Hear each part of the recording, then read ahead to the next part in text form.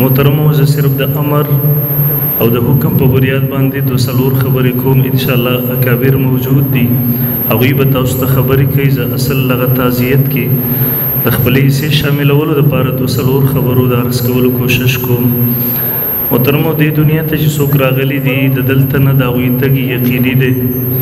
الله رب ذوالجلال دغه اټل او محکم قانون بیان کړی دی کل نفس ذائقة الموت. دلته محترمو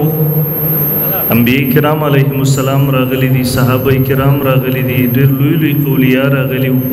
هغه ټول د دلته نه تللي دي. زموږ او ستاسو هم د دلته نه محترمو تګ یقیني دی. محترمو بعضې خلک دغسې وي چې هغوی د دلته نه تګ هغه قابل رشک وي. تاسو وګورئ یقینا د حضرت شیخ صاحب دامت برکاته ملالیه د هغوی والده محترمه چې هغوی د دلته نه لاړه د هغوی اولاد حضرت شیخ صاحب ټول بچي د هغوی لوی لوی عالمان شیوخ دي ډېر لوی لوی خیرونه د هغوی نه خورېږي دغه مدرسه د هغوی دغه شاګردان دغه دومره لوی سلسلې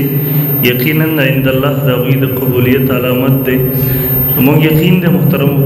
څنګه چې مشکات شریف قدیمه چاپ کې صفحه نمبر 26-27 باندې د برا ابن عازب رضی الله عنه اوږد حدیث دی چې دغسې مؤمن بنده په باره کې قبر کې کله فرشتې ورته راشي د قبر کې کښېنئ سوال جواب ورنه کوي دی کله د سوال جواب ورته ورکړي بیا د اسمان نه یو منادي اعلان وکړي ان صدق عبدي زما بنده رښتیا وویله. الله رب ذوالجلال ورته بیا حکم وکړي د جنت بستره ورته وغوړوئ د جنت لباس ورته ورواغوندوئ د جنت کړکۍ ورته کلاو کوي د جنت خوشبویانې ورته راشروع شي د جنت هغه بهترینې هواګانې ورته راشروع شي او قبر ورته پراخه شي. یقینا د حضرت شیخ صاحب دامت برکاته ملالیه والده محترمه زموږ د خپل رب نه یقین دی چې انشاءالله العزیز هغوی ته به د جنت بستره قبر کې غوړېدلي وي د جنت لباس به ورته د فرشتو د تر الله رب ذوالجلال په حکم باندې هغه ور اغوستلی شوی وي قبر به ورته پراخه شوی وي د جنت کړکۍ به ورته کلاو وي او محترمو قبر به ورته پراخه شوی. یقینا محترمو الله رب ذوالجلال دی د هغوی دغه خدمات د هغوی د بچو خدمات د هغوی لپاره صدقې جاریه وګرځئ او الله رب عزت یقینا محترمو د دلته نه د هر چا تګ دی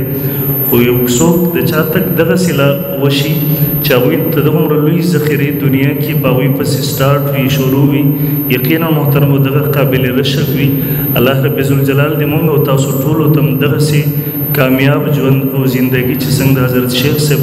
دامت برکاته ملالیه والده محترمه دنیا کې تیر کو د دلته نه لاړه الله دې دغسې کامیاب ژوند کامیاب سفر هغه ټولو مؤمنانو ته د هغوی میندو ته نصیب کړي او الله رب ذوالجلال دې د هغوی جنت الفردوس نصیب کړي. الله دې د خپل رحم کرم او د عافیت معامله د هغوی سره وکړي. واخر